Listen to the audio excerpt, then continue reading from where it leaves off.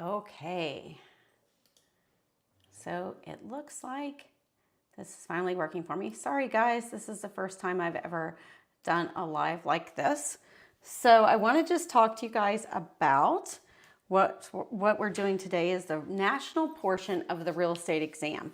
So one of the things that I want to talk to you guys about is when you study for your real estate exam, make sure when you're taking your practice test, you're asking yourself important questions like, why am I answering this way? What are my questions that are being asked of me? But also, do I understand the answer? And when I check my answer, can I really understand why I chose that answer? And if it was reworded in a different way, would I still choose that same answer? And that's important to understand, right? So let's start with the first question, which is, which one of these buildings would an appraiser most likely use the cost approach to value? Would it be a church, a shopping center, a residential property built in 1988, or a large apartment building? So first of all, let's go back and think about what we're talking about here is different ways that appraisers can approach an appraisal. So one of the things that we need to remember is with the cost approach, it's usually when we're talking about a special use type of property. Not always, but a lot of times it's a special use type of property. For example, a church, a fire station, a post office, something where we can't find comps for that property from looking around the area. So let's think about this. Right here, I've already said it kind of, I gave it away, but this would be the church. And the reason why is because if two churches sold on the same street, the churches would be very different. Their congregational needs would be different. There's no renter involved usually in a church. So we can't really use any of the other approaches to real estate, such as the sales comparison approach or the income cap approach. It would be logical to use the cost approach to valuing such a property. And remember our cost approach formula, right? It's replacement cost minus depreciation plus land value gets us our value. So that's our first question. So our next question is, we won't do math today. We're going to skip ahead because I don't have the whiteboard in front of me and ready. So we're going to do a different one. Dylan, an appraiser, is seeking to find market value of a home. Okay. Which of the following would Dylan never be concerned with while determining the market value of a subject property? Would it be the current comps recently sold in the neighborhood? Would it be the net operating income a property produces? Would it be the purchase price the current owner paid 18 years earlier? Or would it be the cost to replace or reproduce a building? So which one would he never be concerned with? Now, therefore, we need to find the three that he would be concerned with. So first off, he would be concerned with the current comps that were recently sold in the neighborhood because that is the way that we would do the sales comparison approach. We would find other homes in the neighborhood that have recently sold or active comps in the neighborhood and compare them to try to find the value of the home. So that's one way Dylan, the appraiser, could find the market value of a home. What about the net operating income a property produces? When would we use that? We would use that in the income approach to appraisal, right? So Dylan may be concerned about that. That may be something that he would want to know about. So that is a possibility. Let's skip number 3 and go on to number 4, and we'll come back in a second to 3. So the cost to replace or reproduce a building, well, he would be concerned about that when he's using the cost approach to real estate, right? When he's using the cost approach to real estate, then what would happen is he would use that just like the last question we did. He would use the replacement cost minus depreciation plus land value equals the value. So depending on the type of appraisal that he's doing here, he could use any of those three. But what he wouldn't be concerned about is the purchase price the current owner paid 18 years earlier. And why would he not be concerned about the purchase price the current owner paid 18 years earlier? Because it's irrelevant now, right? The values have changed in the neighborhood. I know 18 years ago, the values in my neighborhood were very different than they were now. So what the owner paid in the past to purchase the property isn't relevant to what the appraiser is looking at today. He's looking for a snapshot of today's value. So the answer that he would not be interested in is number 3. All right, so our next question would be, give it 1 second here, when the outstanding principal balance of a loan,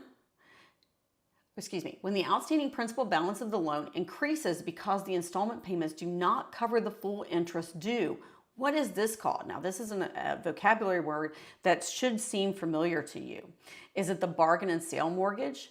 Is it negative amortization? Is it net amortization, or is it a deed of trust? And we know in this case, this is called negative amortization. It's when I am making my minimum payment, my monthly payment on my mortgage, but my mortgage payment is not enough to even cover the interest on the loan. And therefore, it's compounding, it's piling up, and we know that mortgages are not supposed to do that. So negative amortization would be a very negative thing. We don't want to see negative amortization on a loan, right? So on a mortgage loan, okay? The next question would be, which best defines the highest and best use of land? Which best defines the highest and best use of land? Is it the use of the land that allows for minimum depreciation?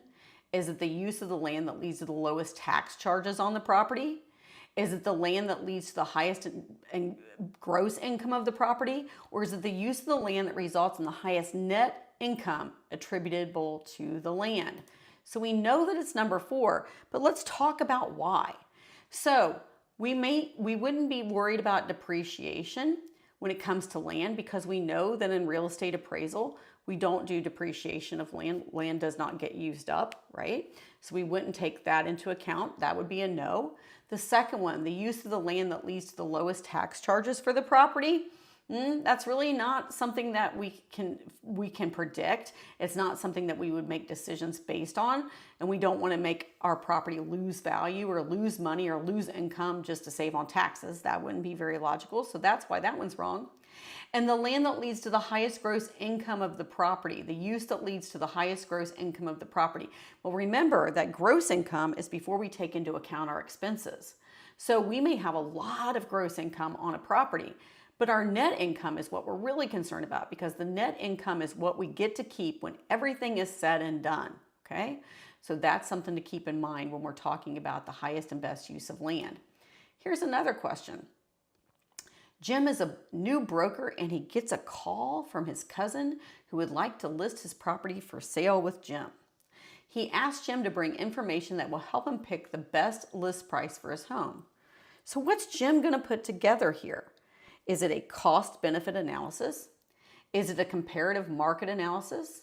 Is it an appraisal, or is it an attachment? Which one of these things would Jim put together for his cousin? And remember that that would be the CMA, the comparative market analysis. Jim is putting this together to show to his cousin to help him pick out a list price, because it's so important for the client to understand what his home's value is. And this is what we make as agents to give to our clients to help them make a decision on what they should either pay for a property or list a property for, so that they'll be competitive with the market. Now, why would Jim not give his cousin an appraisal?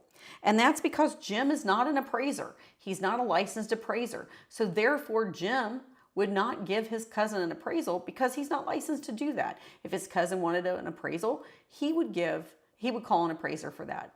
But in the case with Jim here, being an agent, he would give them a CMA, or a comparative or competitive market analysis. All right, next question.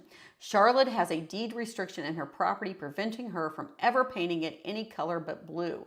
What would this be called? And is this an affirmative restriction, an affirmative covenant, a negative condition, or a negative covenant? What would that be? She's not allowed to do something, so that's negative, right? And she's made a promise not to do something, so that would be called a negative covenant. It would be a promise that we had made when we purchased the property, saying that we would not do something. And it's important to understand that these conditions and covenants are things that we can and can't do with the property. And that's one of the vocabulary words that we need to know. Kate has to build her home 30 feet from the road, and what is this called? Is it fee simple absolute? Is it a setback requirement? Is it tenancy at will, or is it a buffer zone? So let's think here. I can look at this and I can say, well, this doesn't make sense for fee simple absolute. We know that fee simple absolute is when I own a property and I can't lose possession, or I can't lose ownership of it because of something that I've done. So that's fee simple absolute. I have absolute ownership. That doesn't make sense here. A setback requirement, I have to be so far from the road, I'm set back. That makes sense And so let's look at this. But another one that sometimes people get confused about is it a setback requirement or is it a buffer zone?